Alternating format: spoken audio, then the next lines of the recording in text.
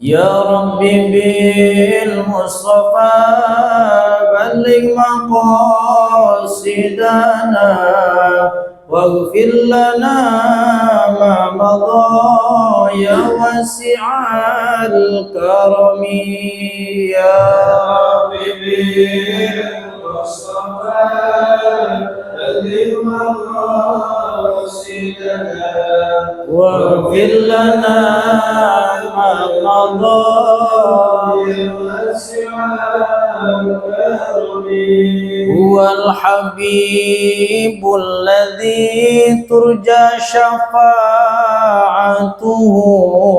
likulli hawlim minal ahwalil muqtahami ya Rabbi bil Mustafa balligh maqasidana waghfir lana ma madha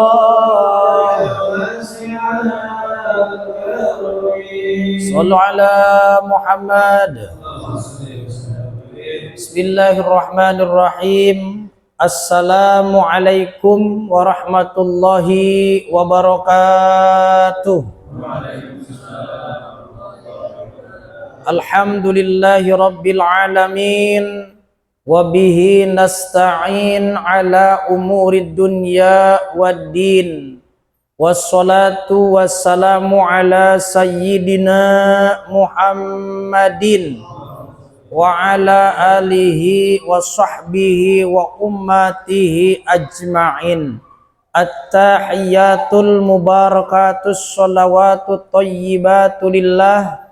Assalamu alayka ayyuhan nabiyyu wa rahmatullahi wa barakatuh. Assalamu alayna wa ala ibadillahi sholihin.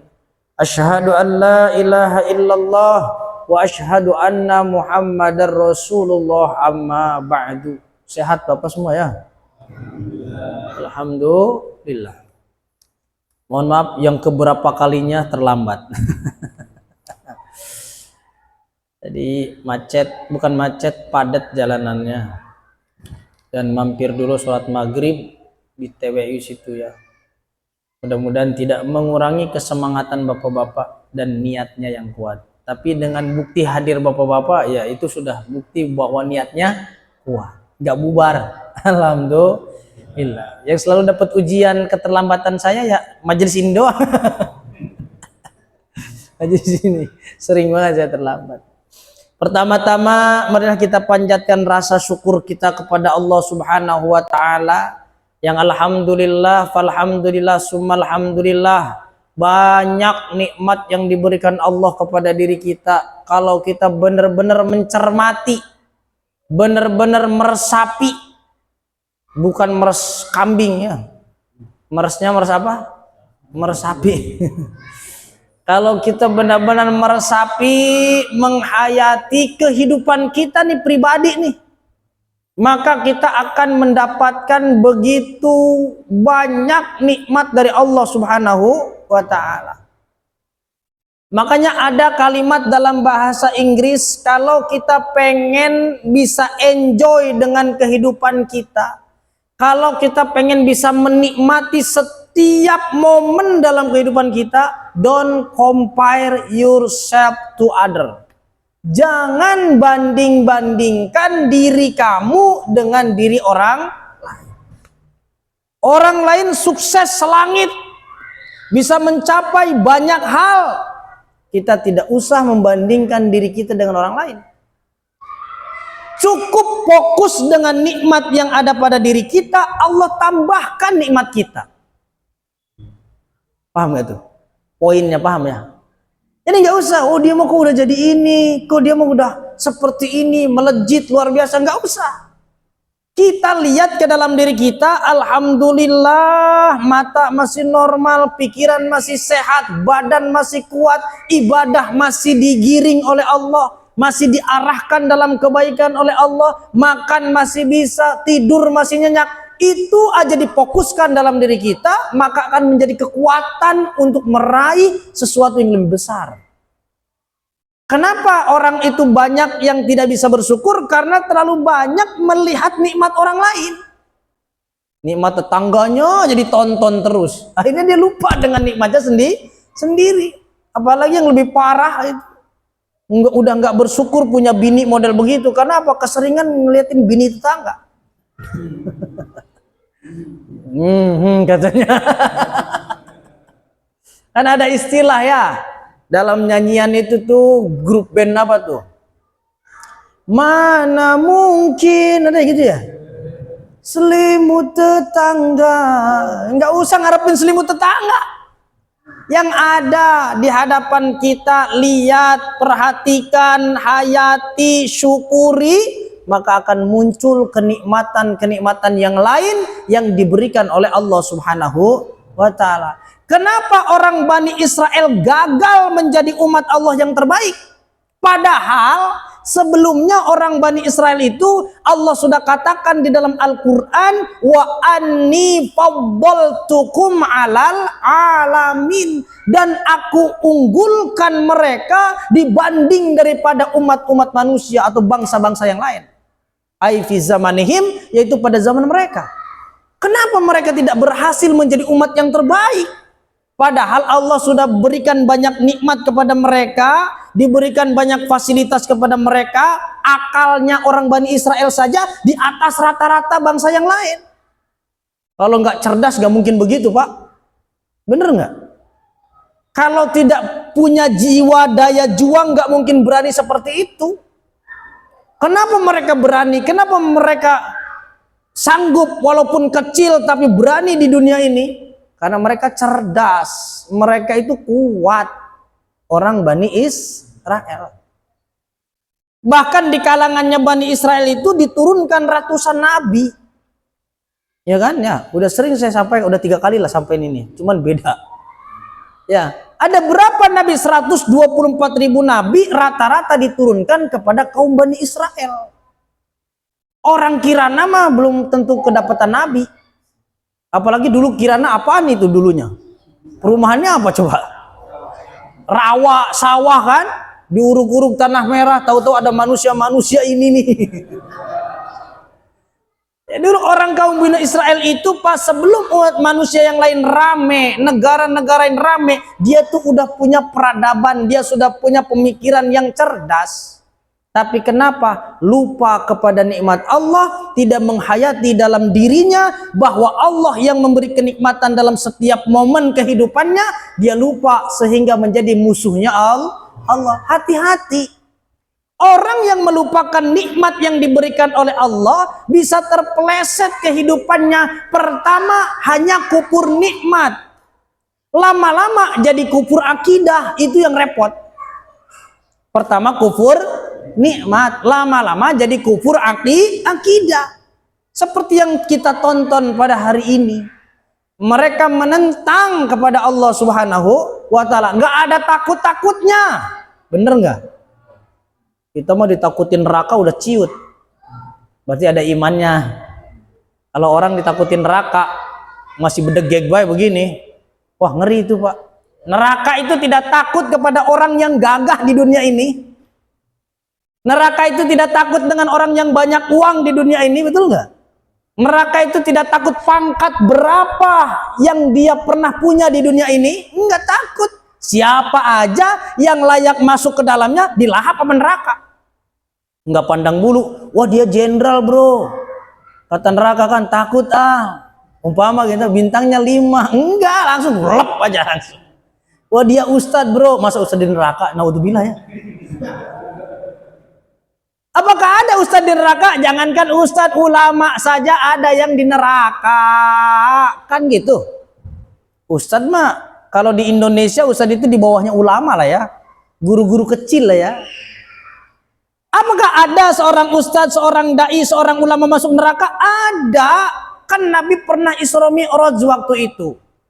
Ketika Nabi diperlihatkan penduduk-penduduk neraka oleh malaikat Jibril, Nabi melihat ada seorang yang perutnya terburai, ususnya kebuka, lalu teriak-teriak mengelilingi neraka, diubeng-ubeng sama malaikat, diputer-puter, lalu Nabi nanya, "Man haula?" Siapa itu wahai malaikat Jibril? Orang yang teriak-teriak, perutnya kebuka, brodol, dikeliling-kelilingin di setiap pojok neraka. Siapa itu wahai Jibril?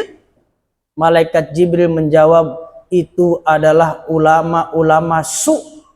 Ih, naudzubillah, makanya saya ngeri juga kalau udah begini ya. Mendingan jangan bahas ini ya. Itu ulama-ulama su. Ulama-ulama yang jelek, yang mana tujuannya adalah dunia, kesenangannya, nafsunya tidak bisa dijaga, yang memprovokasi umat untuk saling membenci. Aduh, ngeri-ngeri dah. Itu ulama yang berani mengajarkan tapi tidak mengamalkan. Ayatnya gimana tuh ayatnya? Kaburo maqtan indallah. Disangka jadi ustad enjoy aja kali Pak. Tiap malam saya tuh mikir Pak. Tadi saya dari subuh sampai ba'da isya ngaji nih, babnya ini udah dilakuin apa belum? Wah, ngeri Pak. Tiap malam tuh kalau kita kebangun tuh jam 2:30 gitu, udah rilis semua, rilis. Tadi ngajarin apa aja ya, kayak orang bener aja, gitu kan? Iya, kadang begitu Pak. Kayak orang bener aja gitu kan. Ngomong aja masih sembarangan, kelakuan aja belum bisa dicontoh, kok ngajarin orang gitu kayak keren-kerenan lah gitu ya. Saya rilis istighfar sama Allah, ya Allah. Belum. Jadi orang suci itu sulit, betul apa enggak Pak? Jadi orang yang bersih hatinya, noto hatiku lebih sulit daripada noto sendal Pak. Iya tuh Pak. Bapak gampang noto sendal, tinggal keluar tatain sendal, tapi sing angel iku noto hati. Saya menjadi ustadz itu sering dinasehati oleh abah saya. Kamu kalau jadi ustadz di kota beda dengan di kampung, kata abah saya gitu. Kenapa bah? Karena di kota itu tomaknya lebih besar. Apa Pak? Apanya? Tomak. Apa tomak tuh? Apa tomak? Tomak tuh ngarep-ngarep dikasih orang. Pengen dikasih orang itu tomak. Nggak usah makan dulu dah. Paling di sono juga dikasih makan. Ya, itu nggak boleh tuh gitu tuh. Bahkan guru saya bilang kalau kamu ngaji usahakan bawa duit lebih banyak daripada panitia. Jadi kamu udah nggak ngarep-ngarep, kalau mau makan udah ada duit, makan di jalan ke di mana. Kalau kamu punya apa udah keluarin duit kamu gitu kan. Nah itu tomak, itu penyakit yang paling rentan oleh para ulama dan para ustadz. Selalu ada dalam hati, oh saya banyak tertampar kondisi Pak dulu. Sebelum saya sering menghayati diri sendiri, sering muhasabah, itu sering ketampar sama kejadian. Nih penyakitnya ya. Jadi cerita begini sih. Ya. Dulu diundang pengajian lah ya. Ustadz muda, nafsunya masih gede, ambisinya masih kuat, egonya masih menggebu-gebu, diundang. Di rumah orang kaya Pak. Lampunya aja kayak kristal. Lantainya ini marmer apa ini? Ini kalau ini apa ini, granit ya? Marmer sama granit mahalan mana? Oh iya, itu yang lempengan gede-gede tuh. Yang kayak di Masjid Demak itu kan marmer tuh. Nah rumahnya tuh dari marmer. Jamuannya Pak, piringnya nggak ada yang jelek, nggak ada yang gompel. Piringnya bagus-bagus. Pas saya duduk di situ, hati saya apa bilang? Rumahnya aja gedong. Jamuannya aja mengkilat. Pasti nih amplopnya gede. Itu jeleknya di situ Pak. Pulang dari pengajian, begitu kita buka busaroh syukur kepada Allah, kecewa luar biasa. Nah itu jelek tuh hati itu. Ditampar oleh kejadian, lah segini ternyata. Itu tuh penyakit. Pernah diundang buka puasa bersama, ceramahnya cuman 7 menit, yang dinamain kultum kali ya. Kultum, di rumah orang biasa-biasa saja, pikiran jeleknya keluar. rumahnya biasa, jamuannya mentok-mentok semangka. Ini pulang-pulang tekor kali ya. Dibuka, Masya Allah Pak, ditampar oleh kejadian itu. Maka kata abah saya, kata kakek mertua saya, hati-hati Iip, jadi ustadz itu berat ujiannya, lebih berat daripada jadi orang awam. Kamu kan sudah ngerti ilmunya, tapi kadang perasaan selalu diuji oleh Allah. Datang kemana? Money oriented, duit tujuannya. Bukan dakwah, bukan mengajarkan, bukan mengajak umat. Hati-hati, niatnya kudu ditoto. Maka kata saya, noto atiku luwih angel ketimbang noto sendal. Angel Pak noto hati. Dan itu Rasulullah melihat seorang ulama yang dikeliling-kelilingkan di dalam neraka, ususnya brodol, ternyata dijawab oleh oleh malaikat Jibril, itu adalah ulama-ulama yang yang mana mereka mengajarkan sesuatu tapi mereka tidak mau mengamalkannya. Bukan belum ya, tidak mau bahkan. Udah biarin buat umat aja. Saya mah cukup ceramah doang ya udah. Terlihat soleh kok dengan ceramah. Enggak Pak. Makanya rilis ya kadang-kadang, ya Allah, ngeri juga ini di neraka ya. Ulama aja ada yang masuk neraka. Naudzubillah min dari. Maka saya nggak bosan-bosan bapak-bapak doain saya biar dosanya diampunin sama Allah. Ya kan, guru-guru kita semuanya, orang tua kita doain tuh Pak, jangan doa dewek baik. Ini mah pengen kaya sendiri, pengen makmur sendiri, pengen naik jabatan sendiri, tetangganya nggak pernah didoain. Gurunya yang paling parah, orang nggak pernah doain gurunya, parah itu orang. Musibah kabiroh, musibah yang paling besar kepada seorang murid adalah murid yang tidak pernah mendoakan gurunya. Itu musibah bagi dia itu. Bapak-bapak punya guru nih umpama, doakan gurunya Pak. Ya Allah, semoga Pak Kiai Haji titik sehat, banyak rezekinya, biar ceramahnya nggak tomak, biar gak ngarep-ngarep dikasih orang, jadiin orang kaya, jadiin orang kecukupan dunia akhiratnya. Kan bahaya. Itu doain gurunya, istighfarin gurunya. Makanya kalau dalam manaqib kan ada, li abi wa ummi astaghfirullahaladzim, li abi wa ummi astaghfirullahaladzim, untuk orang tua dulu kan.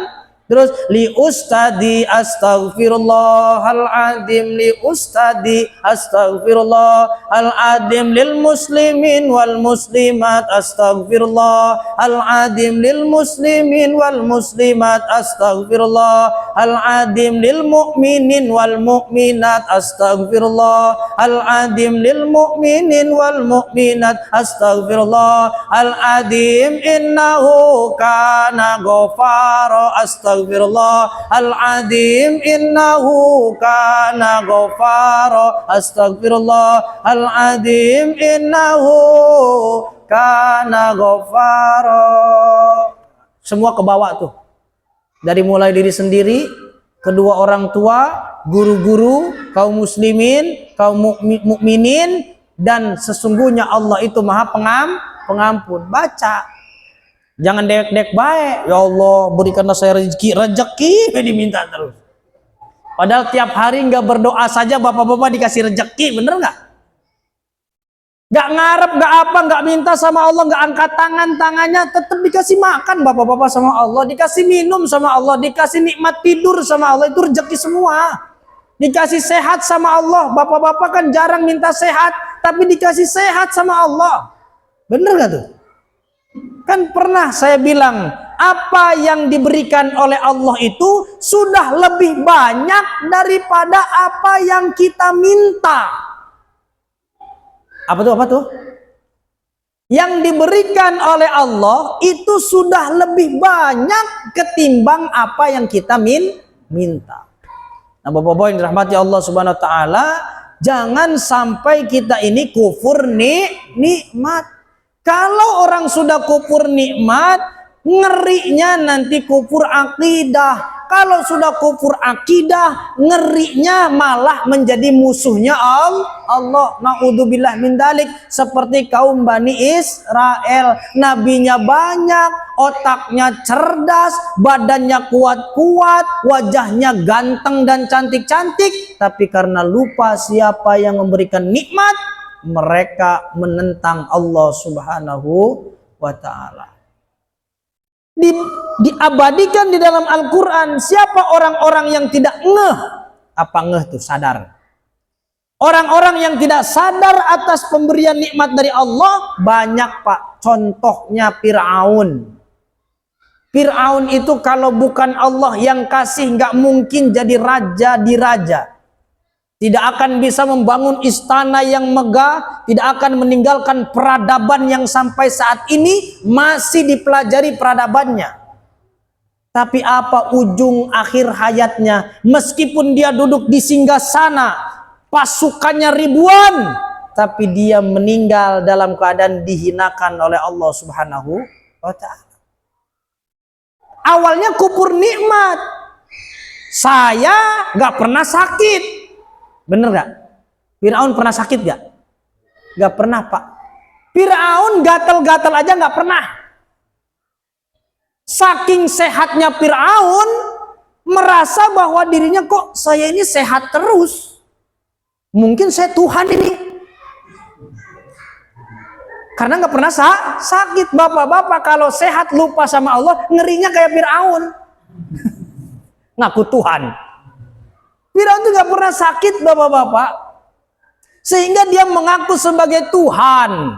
Bahkan Fir'aun sendiri, wahai Musa, apa kehebatan Tuhanmu? Kata Nabi Musa, Tuhanku bisa menghidupkan dan bisa mematikan orang. Saya juga bisa.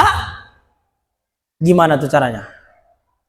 Akhirnya dipanggil sama Fir'aun, wahai prajurit, ambilkan 2 orang di dalam tahanan, tempatkan dia di hadapan saya akan buktikan saya bisa menghidupkan orang dan bisa mematikan orang. Satunya ditusuk mati, satunya suruh kabur. Lari kamu ke sana, keluar istana. Kata Fir'aun, wahai Musa, aku juga bisa menghidupkan orang, membiarkan hidup, dan yang satunya saya bunuh, itu saya yang menghendakinya. Apalagi kehebatan Tuhan, wahai Musa? Tuhanku bisa menggeser matahari dari timur ke barat dan bisa memunculkan rembulan di malam hari. Baru Fir'aun mikir keras tuh, gimana caranya nih? Alatnya apa nih? Helikopter apa pakai apa nih? Ya bisa dia. Baru dia diam. Debat kalah dengan Nabi Musa, tapi Nabi Musa pun ketika mau menghadapi Fir'aun jiper, ngeper. Tahu ngeper nggak? Apa tuh ngeper? Ngedon. Kenapa Nabi Musa ngedon ketika ngadepin Fir'aun? Kata Allah, padahal gimana ayat itu? Idhab ila fir'auna innahu tagha. Pergilah engkau Musa kepada Fir'aun karena Fir'aun itu tagha. Tagha itu lacut. Kalau bahasa Betawinya brengsek. Bahasa Betawinya tagha, brengsek. Pergi engkau dakwah kepada dia. Nabi Musa ngeper, nahan diri. Bagaimana saya bisa menghadapi Fir'aun ya Allah, sementara lisan saya ngomong aja susah.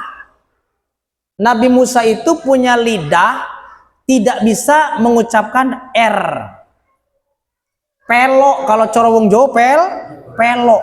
Lisannya pelok. Maka Nabi Musa berdoa, Rabbi syrah li sadri. Ya Allah, lapangkan dada saya. Supaya berani maksudnya. Supaya tumbuh mental.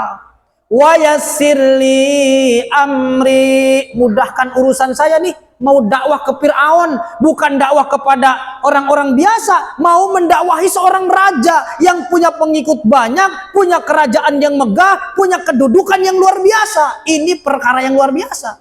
Maka permudah urusanku ini.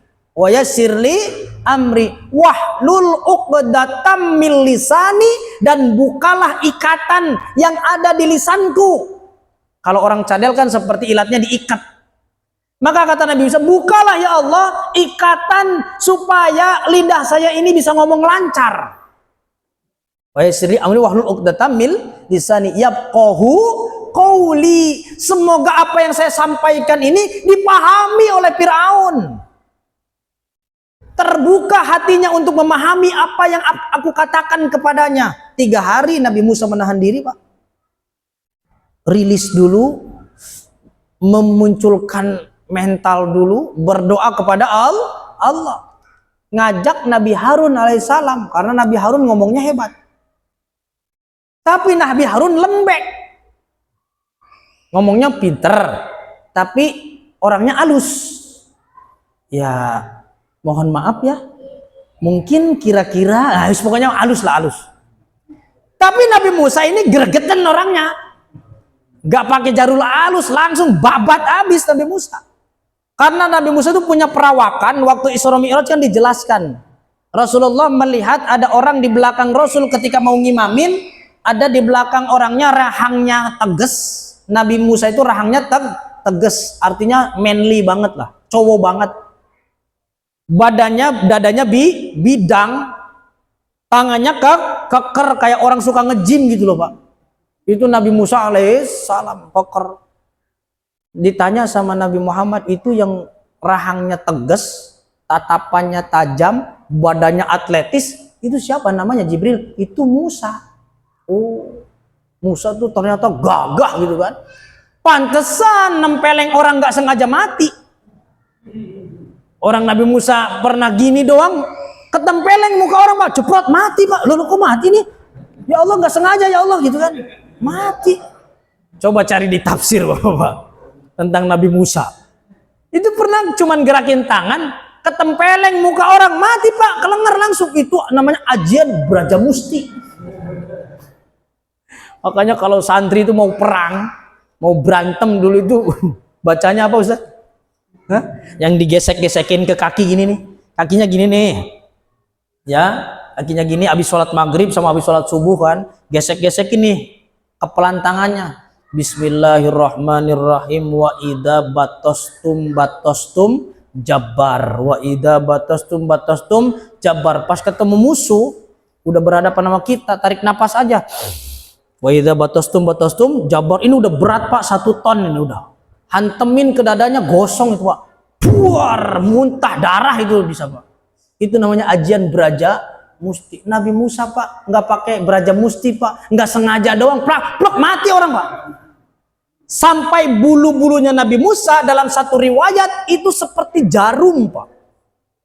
Tajamnya seperti jarum. Wah, kalau ada sekarang kayaknya hebat itu, Pak, viral. Wah, gitu kan. Ya kalau sekarang film-film animasi gitu ya, kayak Hulk segala macam. Tapi Nabi Musa nggak hulek-hulek banget lah. Soleh lagi itu. Atletis tapi soleh. Tegas tapi teduh seperti Nabi Ibrahim. Nabi Ibrahim itu ciri-cirinya bagaimana? Dadanya bidang, kepalanya besar, kupingnya besar, rambutnya agak beruban, matanya, tatapannya teduh. Itu Nabi Ibrahim alaihissalam.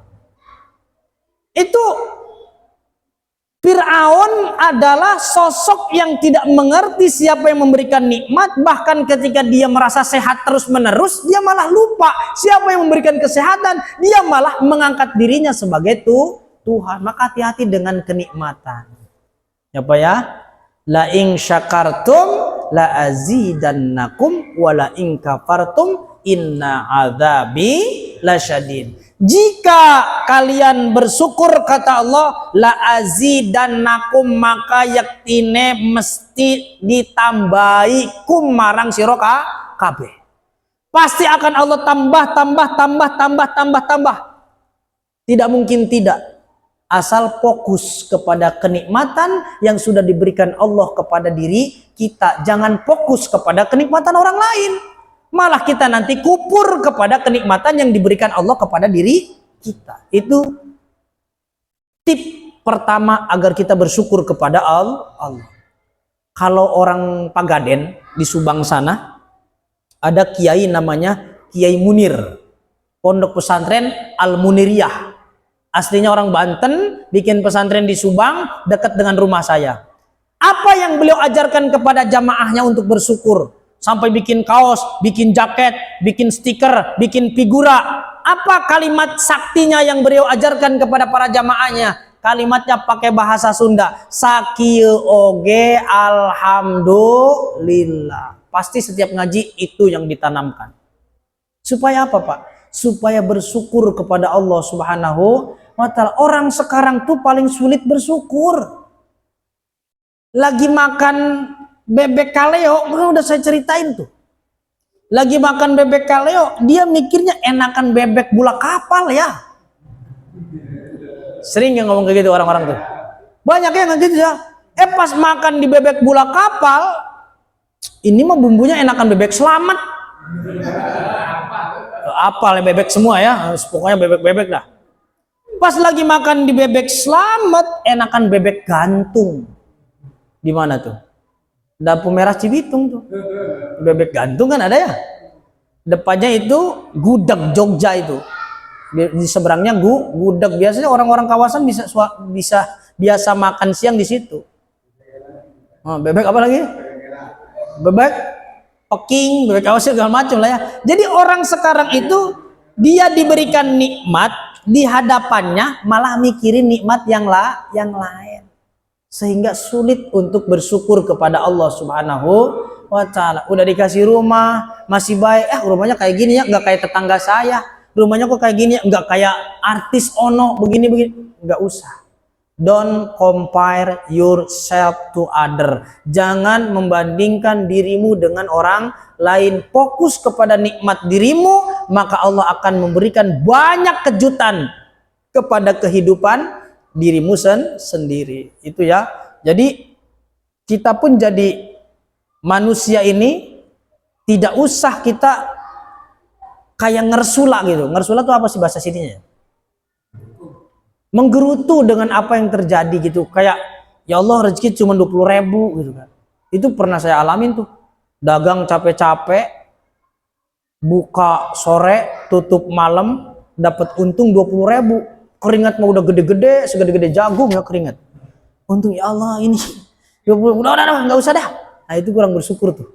Pernah dalam posisi itu. Dan memang rasanya 20.000 itu jadi sedikit banget. Jadi kayak nggak ada harganya. Tapi ketika saya rubah mindset saya rubah cara berpikir saya rubah pola perasaan saya. Begitu saya bisnis dalam percetakan, udah dieditnya 4 jam, minta dirubah lagi, untungnya 15.000. Terus capek tuh. Tapi karena udah dirubah pola pikirnya, saya bilang 15.000 juga ada daripada nggak ada. Bener nggak Pak? 15.000 tuh ada daripada nggak ada. Ini order alhamdulillah. Ini keuntungan alhamdulillah daripada nol. Nol aja alhamdulillah masih sehat, gitu aja udah. Ya sehat, nggak punya beras alhamdulillah masih bisa nebeng sama tetangga. Ya, mama tetangganya lagi makan-makan, kita lewat aja Pak pasti tawarin. Pokoknya cari di gang tetangganya lagi makan. Itu santri Pak, teknik kalau udah nggak punya duit santri itu Pak. Biasanya sengaja lewat sama santri yang lagi makan. Jadi dia lewat begini Pak, kita nggak punya duit nih, belum dikirimin sama orang tua, duit udah habis. Ada nyari dah di kamar mana nih santri yang lagi makan, kita cari tuh. Wah, oh no, kamar orang lagi pada makan. Kita lewat pura-pura nyari sarung, mana ya sarung saya? Napa Ib? Nyari sarung, sini makan dulu makan. Alhamdulillah emang dari tadi ngarep gitu ya. Jadi sebulan pun nggak bakal kelaparan Pak kalau kita punya tekniknya ya. Jadi hidup ini hanya urusan teknik saja sebenarnya. Cerdas-cerdasnya kita aja lah ya. Orang lagi makan kita samperin pasti ditawarin Pak, nggak mungkin gak ditawarin, bener nggak? Dan kita mau lagi, emang iya diarepin gitu.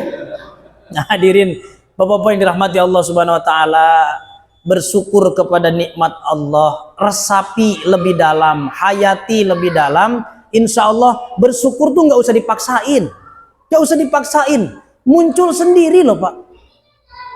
Ketika bersyukur itu sudah muncul sendiri, enaknya luar biasa dan nikmat itu langsung ditambahin saat itu juga. Saya merasakan tuh tadi siang, Bersyukur banget saya sehat. Nggak tahu kenapa ujug-ujug bersyukur sehat itu. Karena kegiatan kan maraton tuh. Banyak banget kegiatan gitu. Malam kemarinnya udah pengajian sampai malam, sampai subuh tidur. Banyak bapak-bapak yang rapat di rumah sampai jam 3 malam. Kemudian kita baru tidur jam setengah 4 udah berangkat. Ya mana ya, jam 4 lah, jam 4 udah berangkat. Tadi aja nggak pulang lagi ke rumah, langsung isi seminar, talk show tentang kesadaran. Habis itu baru pulang duhur, istirahat sebentar, berangkat lagi. Tapi saya bersyukur, ujug-ujug bersyukur. Alhamdulillah ya Allah, sehat itu nikmat luar biasa. Coba kalau lagi pusing kepala, badan meriang Pak, kita bersilaturahmi satu tempat aja kayaknya berat luar biasa. Bener nggak? Tapi ini jaraknya jauh-jauh, ke pental-pental, ke sono kemari, ke sono kemari. Abis ini kan ke sono, ke Gramapu, Puri, ke pental lagi, ke sono, ke ujung sono. Tapi kalau sehat, kita bisa menikmati makanan walaupun sederhana, itu nikmat dari Allah Subhanahu wa Ta'ala. Jadi bapak-bapak, fokus kepada nikmat diri kita sendiri, resapi, renungi, syukuri, hayati. Syukur itu tidak usah dipaksakan, akan muncul dengan sendirinya dari hati kita. Itulah syukur yang sebenarnya, dan rasanya bakal lebih nikmat daripada sebelumnya.